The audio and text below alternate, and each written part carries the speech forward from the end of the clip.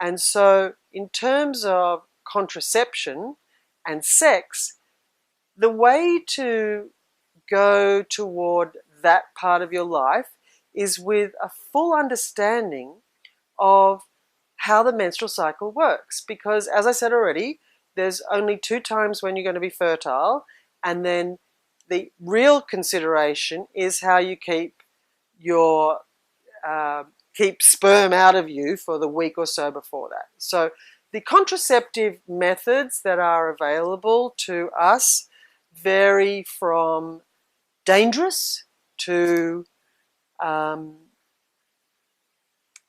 not reliable to requiring a big commitment from you and your partner, and hence the unfolding of the messed up situation around sex, particularly for young people, but no, actually probably for everybody, about whose responsibility contraception is. Now, contraception is both parties' responsibility. It is not the woman's responsibility. It is the 2 consenting people having sex, their responsibility. And I know that's not what it looks like out there, but the only way it's going to change is if we have the conversations that we need to have with our partners around contraception. So the safest contraceptive methods are what are called the barrier methods. Simply put, it's a barrier between the sperm and the egg. And you know these, the most well-known form of barrier method contraception is a condom.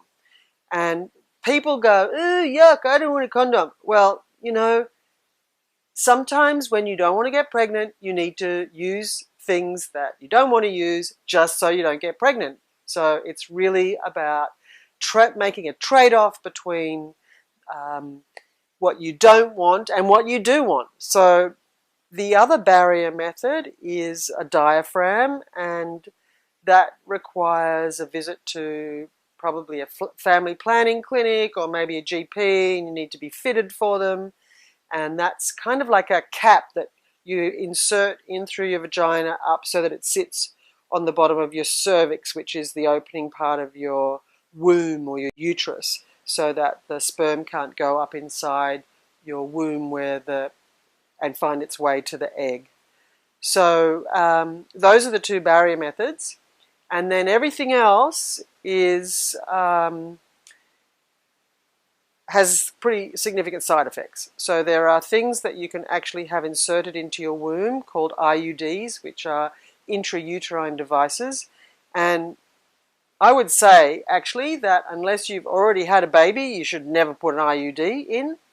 And that doesn't actually stop you from getting pregnant. It stops pregnancies from being able to embed into your womb.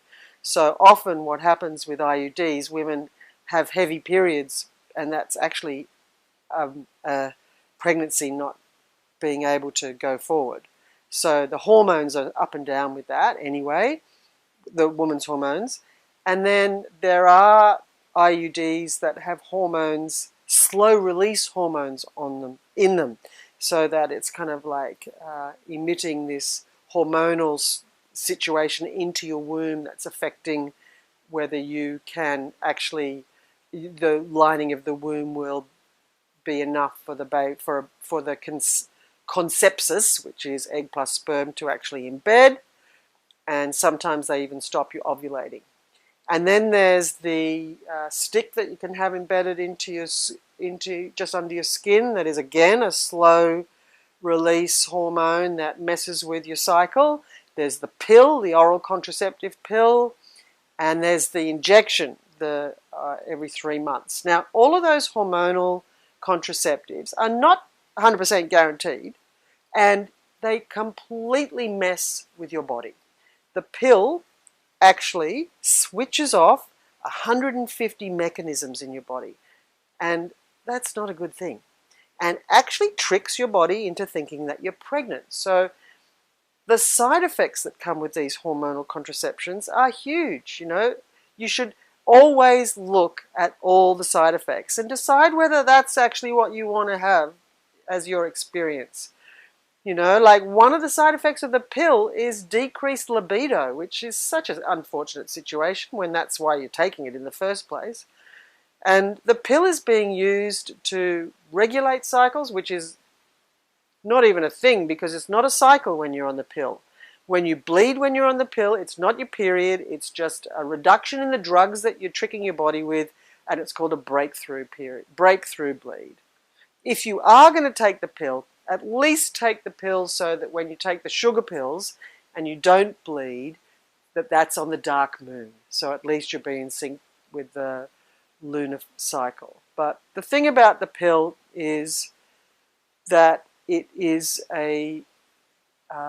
it's a medication. It's a drug. It's not just something that's going to make you not fertile. It's heavy going and can often be the cause of infertility in the end, which is so unfortunate. So making decisions around what you're going to use for contraception should actually be done in partnership with whoever you're having sex with, and I would, for the sake of your body, recommend that you use barrier methods. So condoms and diaphragm if you can be bothered going down that path. But the biggest and most significant thing that's going to help you with contraception is your cycle awareness. So you know when you're fertile and you can choose to do different sorts of sexual things around that so that you don't get sperm inside you, so that you can't get pregnant. Like, it's as simple as that. And yeah, like maybe that doesn't suit the party that you're going to or the boy that you fancy, but like we've got to change that dynamic. The way we need to remind ourselves of is that we are precious. We are the goddess incarnate in this lifetime. You are the one that has control, and if you don't have control in that situation, get the hell out of there. And it's up to you about looking after yourself. How you look after yourself, how you treat yourself, is how others will treat you. So, treat yourself as if you are the goddess. Treat your body as if it is a temple. And then everybody who comes to be with you will be treating you like a goddess, like a temple. And if they're not prepared to do that, then you should have nothing to do with them. It's an indication to you of how they're valuing you. And you don't want to be inviting people into your life, into your body, who don't care about you, because that sets up a very negative pattern in yourself that is not necessary. And it's up to you to take charge here. It's up to you to be part of this, actually, revolution where women are reclaiming their bodies as sacred, their lives as their own, and it starts with the menstrual cycle. So reclaim your menstrual cycle, choose empowerment and awareness of your body, treat your body as a temple, and you be the one who invites who you want to be with you, not the other way around. This is the way we're going to change the culture and the paradigm, when the girls and the women wake up to their power. Anything about the feminine that's put down or made a joke of is a clue that it holds power. You hold the power. Use it wisely.